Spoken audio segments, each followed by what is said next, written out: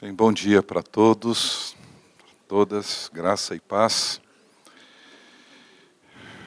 É uma alegria poder compartilhar esse tema com vocês, que por um lado me é caro, mas por outro acho que, como para todos vocês, ele não acontece sem muitas tensões, muitos conflitos, muitas incompreensões. Então, o que eu vou fazer é ir compartilhando algumas coisas que eu tenho considerado e pensado, não só para esse encontro, algumas pensei bem especificamente para esse encontro, outras, claro, que eu venho considerando e pensando já de muitos anos, que envolve uma longa caminhada. Esse tema da intimidade com Deus, revitalizando a intimidade com Deus através das práticas espirituais. Bem, eu queria começar com essa expressão, intimidade, que pessoalmente eu não sou muito simpático a ela, embora não tenha nada contra, mas é uma expressão hoje bastante comum, que se usa com muita frequência e que às vezes eu suspeito se nós conseguimos defini-la, ajustá-la de maneira correta e coerente com aquilo que nós realmente esperamos ou pensamos sobre o que é que significa ter intimidade com Deus. Eu digo isso assim, da minha dificuldade, é porque, primeiro, me parece que é uma expressão que traz consigo um tom de sensualidade embutido nela, muito mais forte, muito mais agudo do que nós imaginamos.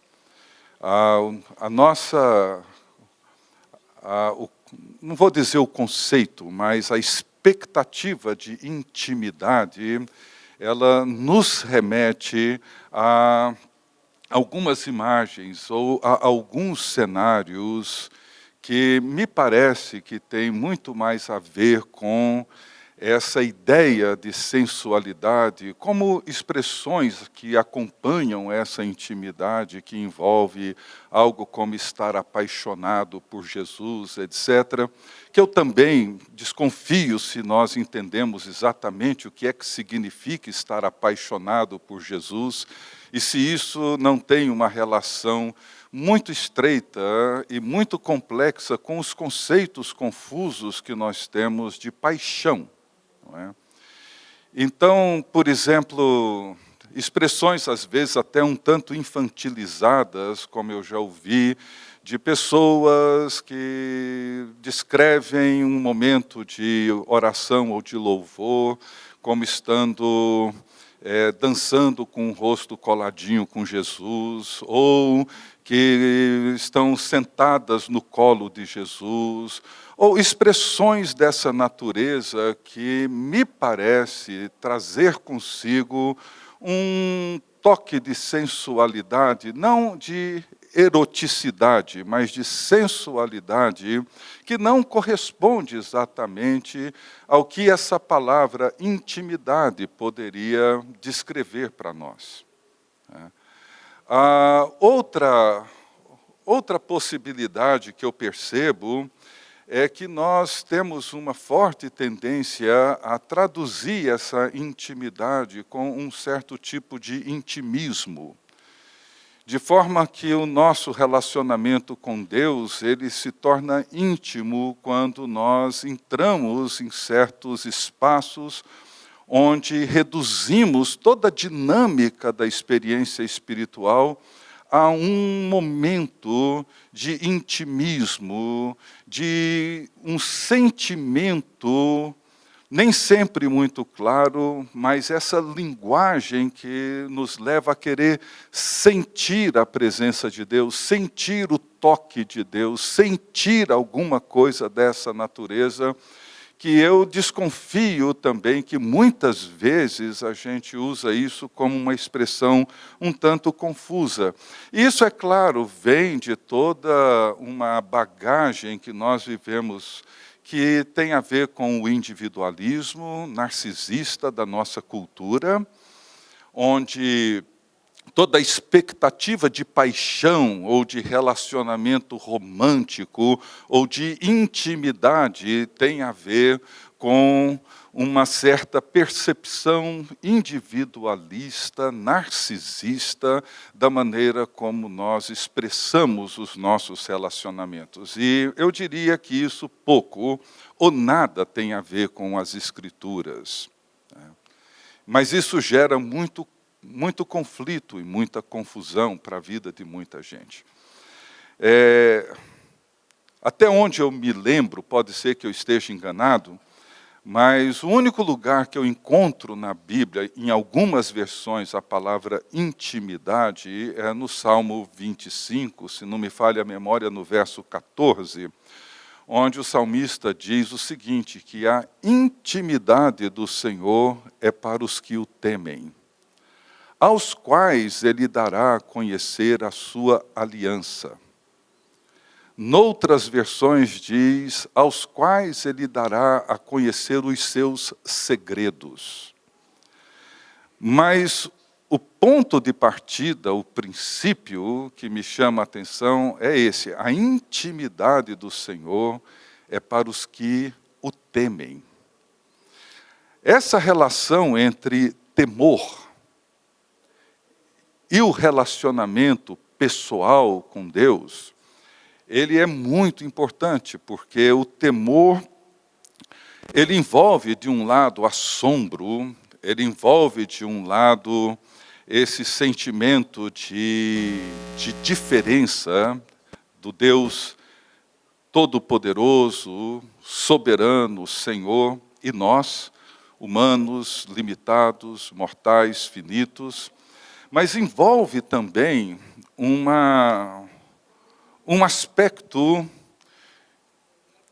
onde o respeito, a reverência, tornam-se princípios fundamentais. Por exemplo, traduzindo isso dentro de uma esfera mais humana, dos relacionamentos humanos.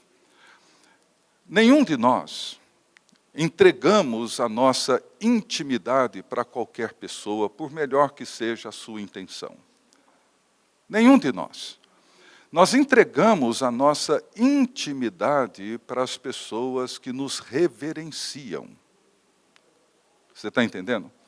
Por exemplo, muitos casamentos permanecem a vida toda sem uma relação íntima, porque nos falta a reverência necessária em relação ao outro, que é totalmente distinto de nós, singular, único, e que eu preciso reverenciá-lo para poder, de alguma forma, compreendê-lo, conhecê-lo.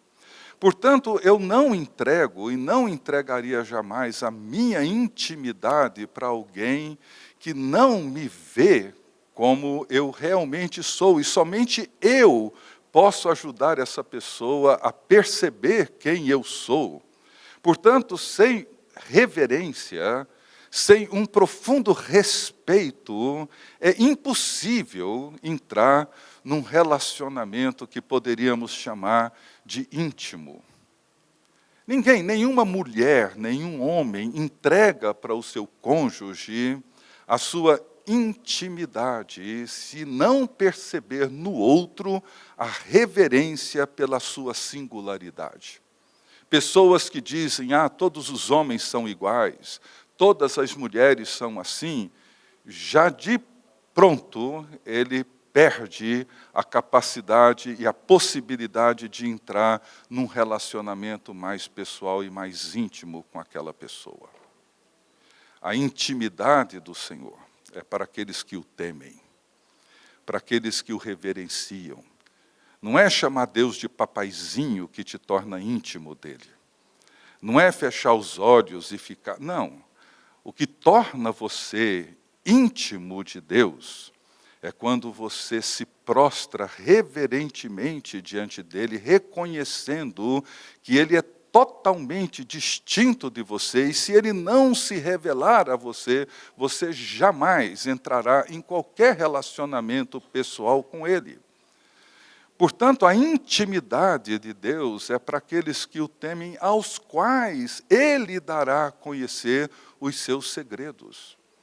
Irá revelar a sua aliança.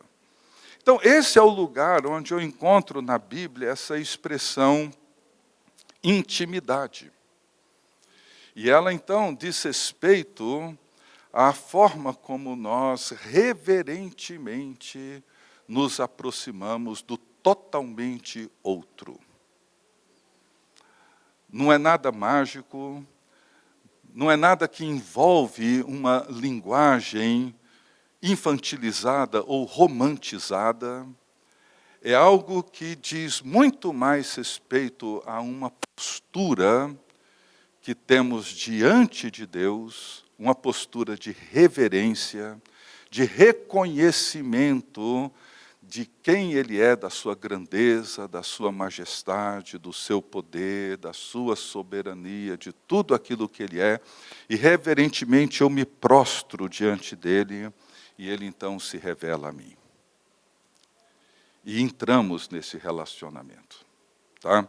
Então, por isso que eu tenho uma certa dificuldade com a palavra intimidade, embora eu entendo, sei o que estão querendo dizer, sei o que estão propondo no tema desse encontro, dessa trilha, mas eu acho que ela traz consigo essas percepções confusas de um individualismo narcisista, de um intimismo muitas vezes romantizado ou infantilizado, e um certo grau de sensualidade que não corresponde à revelação dos segredos ou da aliança de Deus. E é interessante que, não sei se numa entrevista ou num livro do reverendo Eugene Peterson, ele comentando esse conceito de intimidade, nessa mesma forma, ele procurou traduzir da seguinte maneira, ele disse assim, olha, eu me considero uma pessoa íntima da minha esposa e ela de mim. Agora, a nossa intimidade não significa que nós entramos no quarto, fechamos a porta e passamos ali 24 ou 48 horas, ou quantas horas for, ali nos esfregando e nos amassando e fazendo declarações de amor durante 48 horas. Não. Falou, a intimidade envolve esse momento, mas envolve também roupa para lavar, envolve comida para fazer, envolve reparos na casa, envolve conflitos, envolve desentendimentos, envolve conversas, envolve silêncio, envolve receber outras pessoas em casa, abrir a nossa mesa para amigos e outras pessoas participarem da nossa mesa, envolve, em outras palavras, uma relação dinâmica, tensa sobre vários aspectos, onde momentos de intensa alegria, prazer, e momentos de profunda dor e pesar, fazem parte dessa intimidade, ou seja, a minha intimidade com a minha esposa, com os meus filhos, com as pessoas que estão próximas de mim, envolve um relacionamento sempre tenso. Tenso. Não é o tempo todo que nós estamos nos reportando um ao outro com palavras afetuosas. Não. Nós temos palavras muitas vezes duras, momentos de silêncio, momentos de conversas boas e momentos onde nós simplesmente não conseguimos nos entender. E isso é parte da nossa intimidade. Então, se queremos ter essa palavra com uma imagem mais clara diante de nós, eu diria que essa comparação que o reverendo Peterson faz é extremamente apropriada para isso. Extremamente apropriada. Então, o que nós precisamos, por um lado, entender é que existe, né, esse espaço para essa tensão. Ontem, ouvindo o Ricardo Costa falando, um dos temas que me são caros, e é caro para ele também, quando falamos sobre a espiritualidade cristã, sobre esse relacionamento pessoal com Deus por meio de Jesus Cristo, no poder do Espírito Santo, etc. Quando nós pensamos nisso, um dos temas importantes, e ele destacou isso ontem, é o espírito da adoção. É a maneira como, por meio de Jesus Cristo, nós somos feitos filhos de Deus.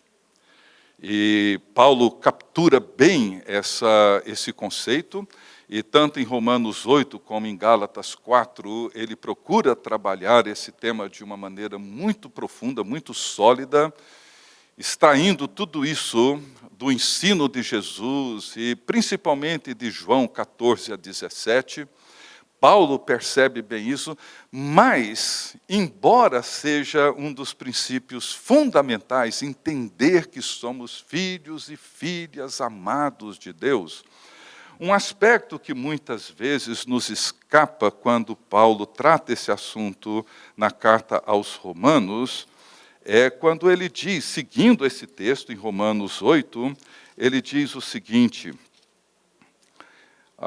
ele fala que o Espírito vem e testifica com o nosso Espírito que somos filhos de Deus, e sendo filhos somos herdeiros de Deus, co-herdeiros com Cristo, se com Ele sofremos, com Ele também seremos glorificados.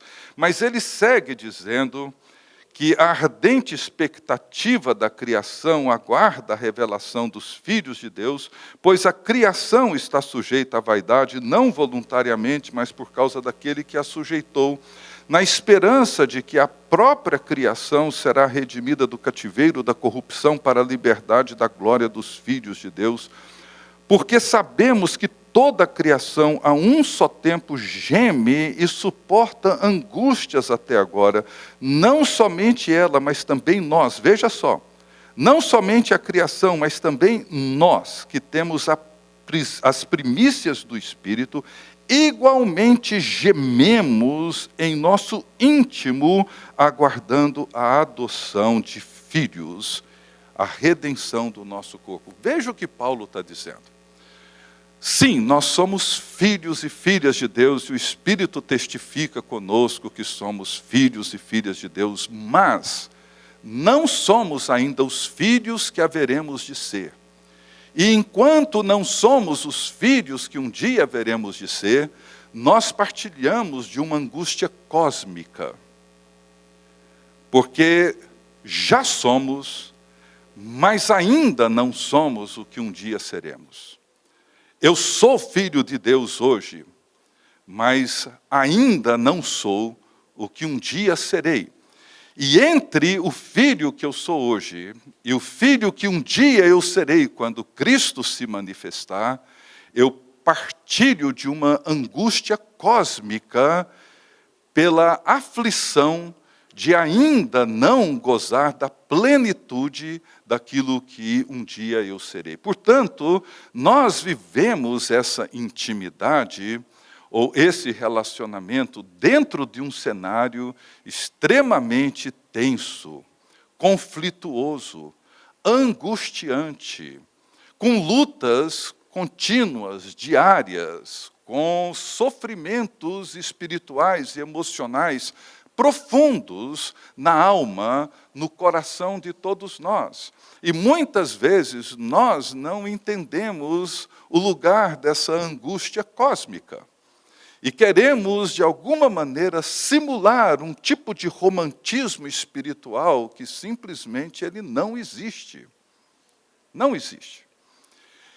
Então, nós precisamos entender que entre o que já é e o que um dia será, nós vivemos essa relação com Deus, ou essa intimidade com Deus, em meio a essa angústia cósmica. E é por isso que Paulo segue o texto e vai dizer que o Espírito Espírito intercede por nós com gemidos inexprimíveis, ou seja, ele participa da angústia. Ele sabe que nós já somos, mas ainda não somos o que haveremos de ser, e ele então intercede por nós continuamente com gemidos inexprimíveis. Ele que sonda a mente de Deus e conhece os abismos da alma humana, segundo a vontade de Deus, ele intercede por nós para que as coisas aconteçam de forma a contribuírem para o bem de cada um de nós. E esse bem é que lá no final de tudo sejamos semelhantes a Jesus Cristo. Todas as coisas cooperam para o bem daqueles que amam a Deus, daqueles que são chamados segundo o seu propósito, porque os que de antemão conheceu também os predestinou para serem conforme a imagem do seu Filho. A nova versão internacional, eu não sou biblista, não conheço, não sou entendido de grego, mas eu gosto da forma como ela traduziu esse versículo, todas as coisas contribuem para o bem daqueles que amam a Deus. Ela traduziu como Deus age através de todas as coisas para o bem. Às vezes, quando nós falamos todas as coisas cooperam, há um tom fatalista na forma como nós comentamos, ou seja, diante de uma tragédia, diante de um problema, diante de uma situação complexa, não, todas as coisas cooperam para o bem. Mas a ideia não é essa.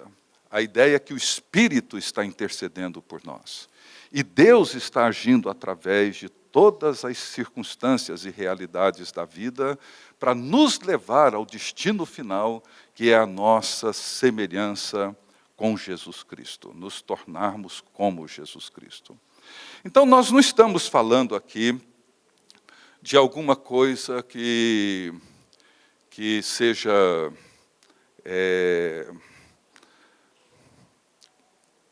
pragmática ou que tenha efeitos assim pontuais. Não, nós estamos falando, como falamos de todo relacionamento, de uma dinâmica que envolve a vida inteira, que tem as suas próprias complexidades, que tem as suas dificuldades. Por isso que a palavra que melhor descreve isso na Bíblia é a palavra aliança. E a aliança que eu traria dois conceitos muito importantes sobre essa palavra, assim, que é importante para nós. Ontem o Ricardo Costa mencionou alguma coisa sobre isso. A primeira delas é que a aliança de Deus é sempre aliança com um povo, não é aliança com indivíduos. Deus se relaciona conosco como pessoas, pessoalmente, mas não como indivíduos. O compromisso de Deus é com um povo. No Velho Testamento e no Novo Testamento, que é a sua igreja. Essa aliança que Deus faz não é uma aliança onde Ele assume necessariamente, digamos, compromissos comigo enquanto indivíduo. O Dr. Miguel Bonino, em 92, numa palestra no CLAD, em Quito, ele, nunca esqueci, na palestra dele, quando ele disse assim que a salvação, ela é sempre pessoal, mas nunca individual. Então, quando nós olhamos para o conceito bíblico de aliança, nós vemos que a relação de Deus é uma relação que envolve um povo. Então, o conceito de intimidade, muitas vezes, nos remete a um intimismo privado, particular, fechado, enclausurado em nós mesmos. E às vezes nós rompemos com a pessoalidade para cultivar um intimismo individualista e narcisista que não contempla a realidade do corpo, a realidade de toda a igreja. E é muito importante, é muito importante.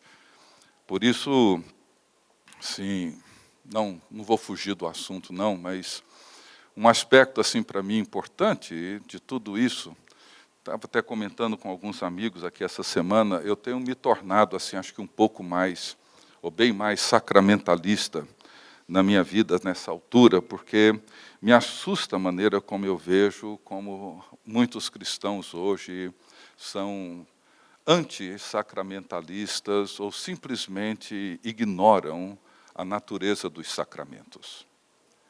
E isso tem implicações assim imensas para a espiritualidade cristã. Nós temos 2 sacramentos que o mundo protestante reconhece, o batismo e a ceia. Há um tempo atrás, um amigo meu me enviou um vídeo, desse assim, de algum canal de YouTube, me enviou, e era uma entrevista com um jovem pastor. E o entrevistador, logo no começo da entrevista, fez uma pergunta que me chamou a atenção e aí me fez ficar até o final, ou pelo menos até a metade, não consegui ver até o final. E perguntou para ele o seguinte: você acha a igreja um mal necessário? E esse jovem pastor respondeu dizendo, sim, eu acho que ela é um mal necessário, a gente precisa mudar isso, mas ela é um mal necessário. Assim. Claro, ele tinha em mente as crises da igreja, os conflitos, os problemas, as dificuldades, etc., etc. E fez alguns comentários, mas lá pelas tantas ele disse, não, mas o entrevistador perguntou, mas se você não frequentasse hoje a sua igreja, se você é pastor, você frequentaria alguma outra igreja aqui na sua cidade? Ele disse, provavelmente não. E ele falou, mas eu tenho grupo em casa, e nesse grupo a gente tem comunhão, eu convido alguns amigos, a gente reúne, a gente lê a Bíblia, a gente estuda, a gente compartilha, ora um pelo outro, etc., etc. E para mim isso é a igreja. Eu olhei para aquilo e falei, gente, onde esse pastor tirou esse conceito de igreja? Onde?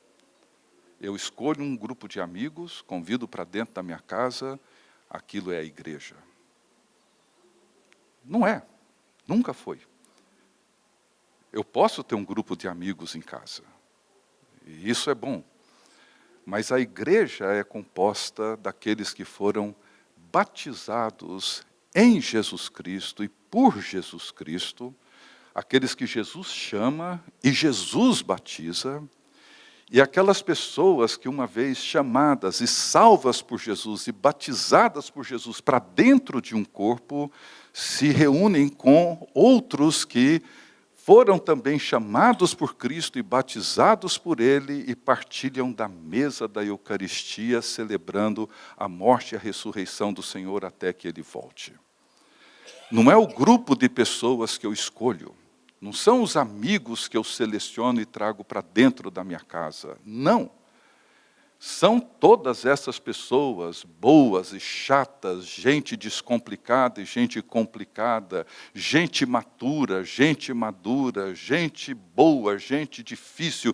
Ou seja, é esse corpo para dentro do qual nós fomos batizados, onde Jesus Cristo celebra a sua aliança, que celebramos na Eucaristia, e com esse povo nós cultivamos um relacionamento com Deus que tem seus aspectos pessoais quando nós entramos no quarto e fechamos a porta, mas todo esse relacionamento diz respeito não a mim enquanto indivíduo, mas diz respeito a toda uma comunidade. Eu não posso pensar na minha intimidade familiar sem minha esposa, meus filhos, meus netos. Eu não posso pensar na minha intimidade com Deus sem levar em conta toda uma comunidade dentro da qual eu me encontro e me relaciono.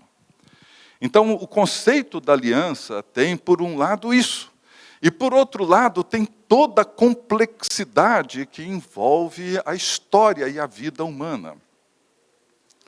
Então, por exemplo, expressões como lamento, na prática espiritual, são expressões necessárias e elas não têm nenhuma conotação desse intimismo romantizado que muitas vezes nós encontramos. Orações como de Abacuque, ou como a do Salmo 8, ou tantas outras, quando eles oram dizendo: até quando, Senhor? Até quando, Senhor? E clamam a Deus por justiça. Ou esse relacionamento, muitas vezes, confuso e tenso, como o que encontramos em Jó ou em Jeremias, no capítulo 12, quando ele começa a sua oração dizendo: Senhor, Tu és justo em tudo aquilo que fazes, contudo eu gostaria de discutir contigo sobre a Tua justiça. É uma oração que não tem nada a ver com esse romantismo. É Jeremias dizendo: eu sei que o Senhor é justo, eu sei disso, mas eu preciso discutir com o Senhor sobre o jeito do Senhor manifestar a sua justiça, porque eu não estou entendendo nada. Eu não entendo por que o ímpio prospera, eu não entendo por que o perverso se dá bem. Tem muita coisa que eu não entendo. Então, ela envolve essa tensão, porque o que Jeremias vê não é o que está acontecendo com ele, é o que acontece com um povo. É o que acontece com toda uma comunidade, da qual ele é parte dela. E ele sofre com ela e por ela, mesmo que ele não seja agente do sofrimento de toda a comunidade. Mas ele é parte dela, e sofre com ela, e sofre por ela. Então, é um conceito que não é assim tão fácil assim, de definir. Mas eu queria colocar essas questões assim para a gente prosseguir. E talvez uma expressão que eu gosto muito, se alguém quiser interromper, fazer pergunta, fica à vontade, tá? Eu estou deixando o segundo espaço para ter mais tempo para isso, mas fique à vontade para me interromper. Não precisa esperar até 11h30 para isso, não. Mas uma expressão que eu gosto muito, que é um autor que me ajuda a pensar no que significa esse relacionamento com Deus, ou essa palavra intimidade, é Jonathan Edwards, no livro dele sobre os afetos religiosos. E é um dos grandes clássicos da tradição cristã. E esse tratado sobre os afetos religiosos, ele que foi um grande teólogo, considerado talvez o teólogo e o grande filósofo da América do Norte, o filósofo cristão, grande pensador. Uma das questões que ele coloca, que me chama muita atenção, ele diz assim, que ninguém nunca foi transformado por uma pregação, por uma boa doutrina, por uma boa exegese, por uma boa informação teológica.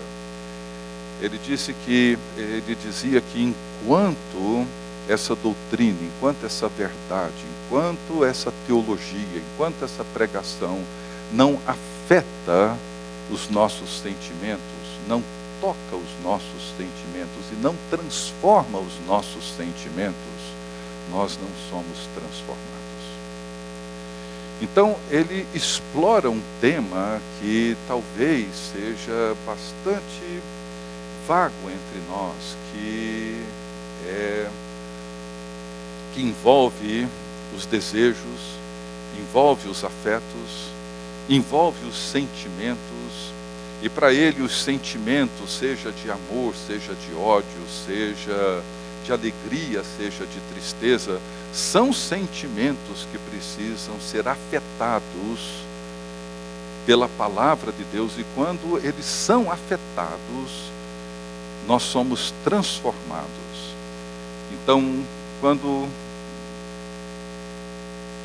existe em mim uma rejeição, um ódio pelo pecado e pelo mal, pela injustiça, ou uma profunda alegria pela verdade, pelo bem, pela justiça, etc., para ele, isso é o efeito real desse relacionamento proposto. E eu me lembro de um livro que eu li há muitos anos atrás, de um místico cristão do século XIV, chamado Walter Hilton, viveu na Inglaterra, E ele escreveu um livro sobre a necessidade da conversão das emoções. Eu nunca tinha visto uma obra assim. E ele diz nesse livro que a conversão das nossas convicções e das nossas ideias, ela tende a ser mais simples do que a conversão das nossas emoções e dos nossos sentimentos. E esse talvez seja um dos grandes obstáculos que nós temos em relação a essa intimidade, ou a esse relacionamento pessoal. Qual o lugar dos nossos sentimentos? Qual o lugar dos nossos afetos? O lugar dos nossos desejos na experiência espiritual?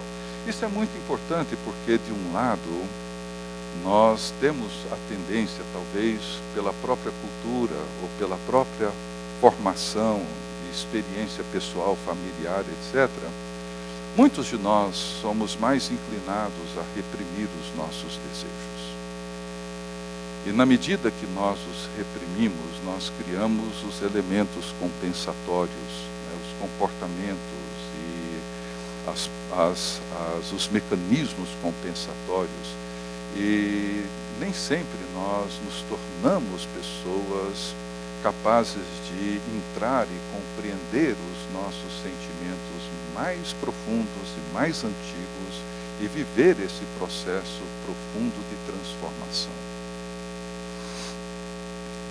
Deixe-me ilustrar isso para vocês.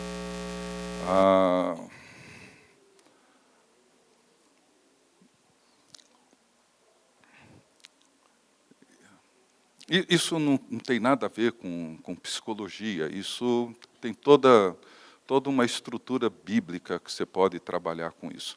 Mas uma vez, o Dr. Houston, que tem sido assim um amigo, um mentor para mim já de muitos anos, há 30 anos, hoje ele completa 97 anos agora em novembro, mas ele fez isso comigo, fez com a minha esposa, com várias pessoas, assim, conversas pessoais, mas foi fruto de uma palestra que ele deu uma vez no programa nosso do Emaús, lá em Brasília, e ele disse, o tema da palestra foi o seguinte: de que maneira os nossos comportamentos compensatórios inibem e impedem a obra do Espírito em nós? De que forma os nossos comportamentos compensatórios inibem e impedem a obra do Espírito em nós? E o que ele fez, depois de dar uma longa palestra sobre isso, propôs alguns exercícios, mas logo depois estávamos almoçando com outro casal, e esse casal não participou dessa palestra, e ele chegou para essa pessoa e perguntou assim para ele: qual é a sua ferida de infância? E ele, sem pensar muito, rapidamente disse: bullying. Eu sofri muito bullying na minha infância. E aí ele descreveu, se emocionou, o quanto ele foi humilhado, o quanto ele sofreu, o quanto ele se sentiu rejeitado na sua infância. E foi uma conversa assim, bastante dolorosa, muito dolorosa assim, o relato dele. Aí, depois de ouvi-lo, ele perguntou para ele assim: e qual foi o comportamento compensatório que você desenvolveu para se proteger dessa dor, dessa ferida? Ele levou um pouco mais de tempo para responder, mas conseguiu responder e respondeu de maneira muito correta. Ele disse assim: eu me tornei um médico. Eu lutei, fiz não sei quantos vestibulares e consegui entrar na faculdade de medicina, me formei como médico, porque no fundo, eu sabia que, sendo médico, as pessoas iriam me respeitar, elas não iriam mais me humilhar, me ridicularizar, me rejeitar, elas iriam me tratar com respeito, me tratariam com admiração, eu teria status, eu teria respeito social, eu teria recurso financeiro. Então, a medicina foi a maneira como eu protegi a ferida da minha infância. Ele falou, bom, agora a terceira pergunta, então. Aliás, ele foi um pouco mais longe, né? Ele sabia, conhecia essa pessoa e falou, e você tornou-se então um pediatra. Aí ele olhou e falou, mas o que isso tem a ver com a história? Ele disse, você tornou-se um pediatra provavelmente para proteger as crianças, para que elas não sofressem o que você sofreu. Aí ele olhou e falou, faz todo sentido.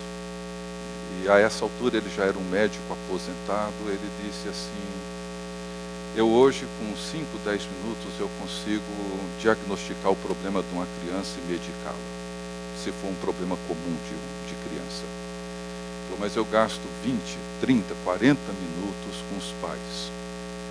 E muitas vezes uma conversa dura com eles, porque eu sei o que essas crianças estão sofrendo. E aí ele falou, bom, a terceira pergunta então é, como que o Espírito Santo pode penetrar essa camada espessa da sua vida, transformar essa criança, libertá-la, para que ela floresça numa vida de louvor e de adoração? Ele falou, porque o problema é que a medicina é o seu Deus. Você não crê em Deus, você crê no status que ela te dá, porque ela te protege. Você nunca aprendeu a confiar em Deus. Esse cara é crente, fiel, está ali na igreja, uma pessoa de convicções claras, mas com emoções não redimidas. Convicções redimidas, mas emoções não redimidas. Vocês entendem? Com uma outra pessoa, uma conversa semelhante, ela comentou que a dor da infância dela foi abandono. Como que resolveu o abandono? Aprendi a deletar as pessoas. Eu simplesmente ignoro. Não me importo com elas. Me atrapalhou, eu viro as costas. Eu aprendi a não depender de ninguém na minha vida. O resultado é que nunca desenvolveu uma confiança básica. Nunca aprendeu a confiar, porque a confiança básica se perdeu. Aprendeu a confiar em si mesma e na sua capacidade de se autopreservar.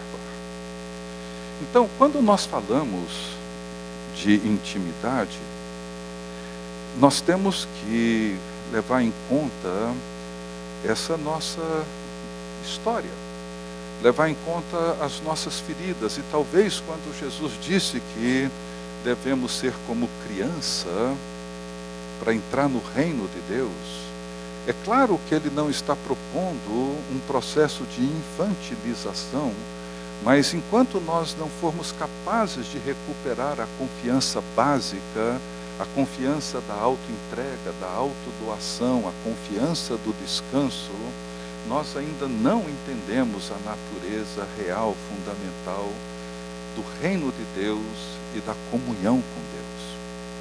Então, quando falamos sobre intimidade, nós temos que levar em conta essas dimensões que transcendem a nossa razão, o nosso intelecto, a nossa compreensão das Escrituras, etc., e entrar em regiões mais profundas da nossa alma para discernir os sentimentos e as emoções e de que maneira a palavra de Deus e a presença de Jesus Cristo vem, trata essas memórias e nos libertam. Esse é um dos temas importantíssimos das Confissões de Santo Agostinho.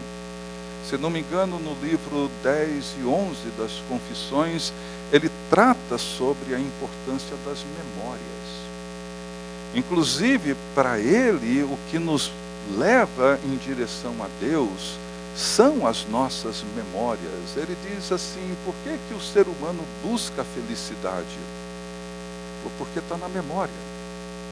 Mesmo que ele busque em lugares e experiências confusas, ele busca porque está na memória.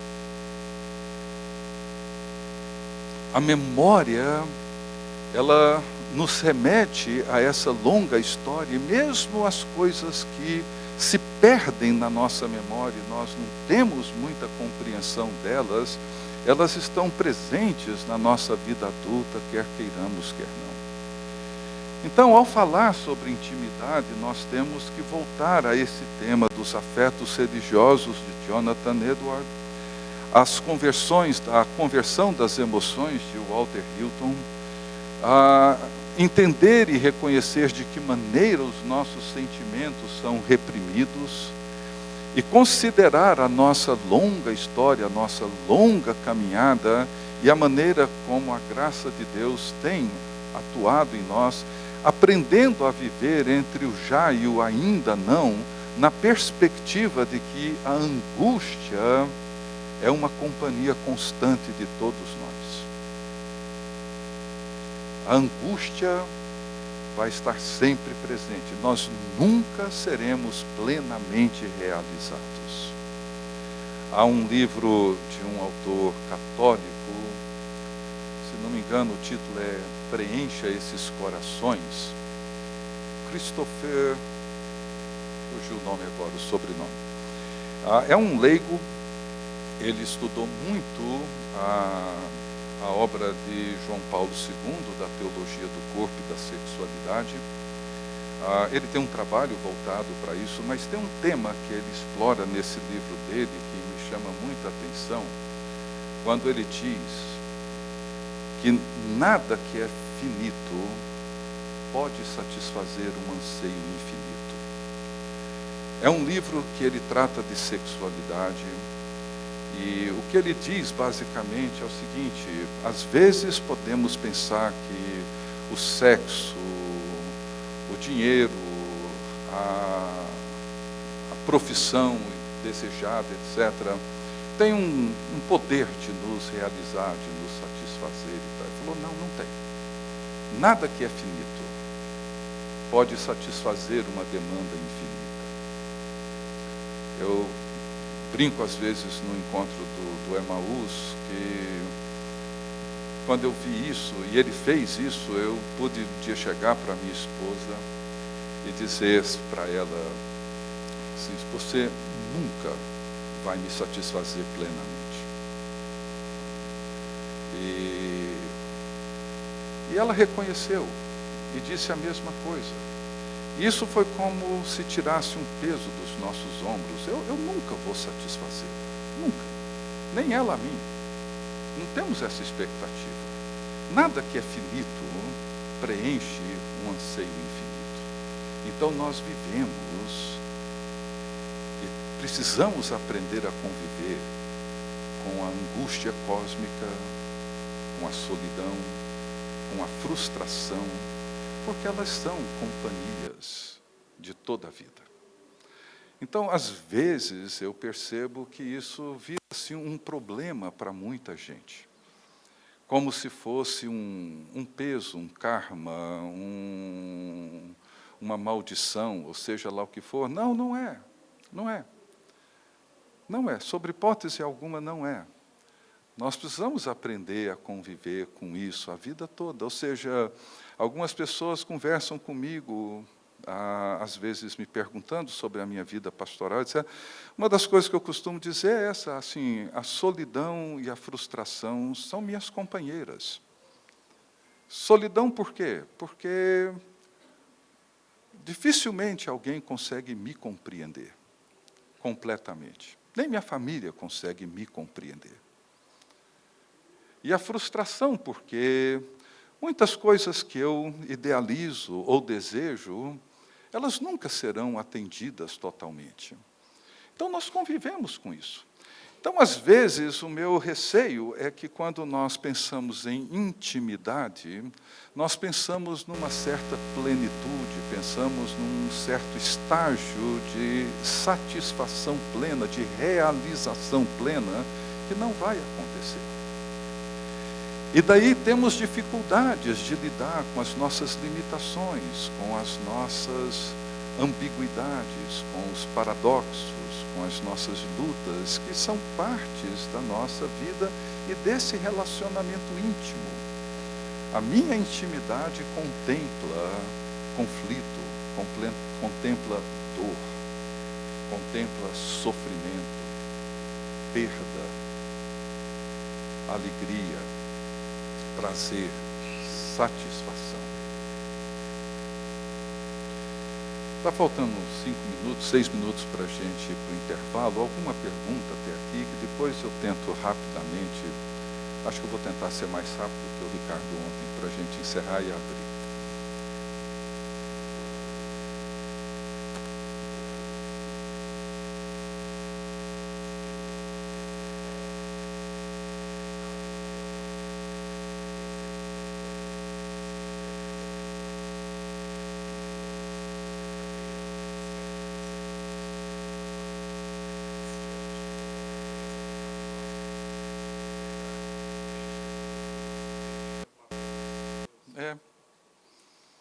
Esse desejo de querer preencher aquilo que só Deus pode preencher.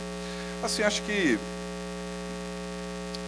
assim, de certa forma, é atribuído assim como uma influência, né, da cultura freudiana, né, de que assim o ser humano ele é movido, né, o desejo básico, o desejo primário do ser humano é o desejo pelo sexo. E eu diria que não. O desejo primário do ser humano é o desejo do espírito.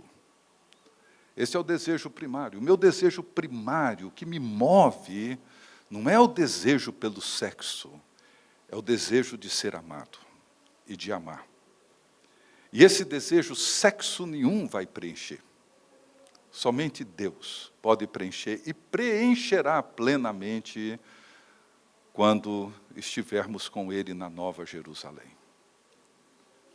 Então, o desejo de segurança, o desejo de proteção, não virá com uma conta bancária bem recheada, com um emprego, um trabalho bem sucedido. Não.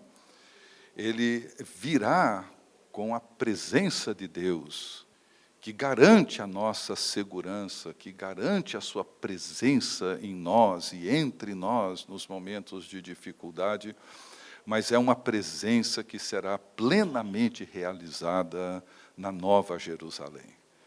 Então, nada nesse mundo, nada que é finito, pode preencher um anseio infinito. Nada, nada, nada, nada. Então, isso nos ajuda a perceber que nós vivemos essa tensão, nós vivemos essa dificuldade, né? Essa luta, essa angústia entre o já e o ainda não. É dentro desse contexto que a nossa experiência espiritual, relacionamento com Deus, intimidade com Deus, seja lá o nome que se queira dar a isso, é onde ele acontece. Não sem os conflitos, não sem as tensões, mas dentro delas e por causa delas, enquanto nós caminhamos aguardando aquilo que um dia seremos.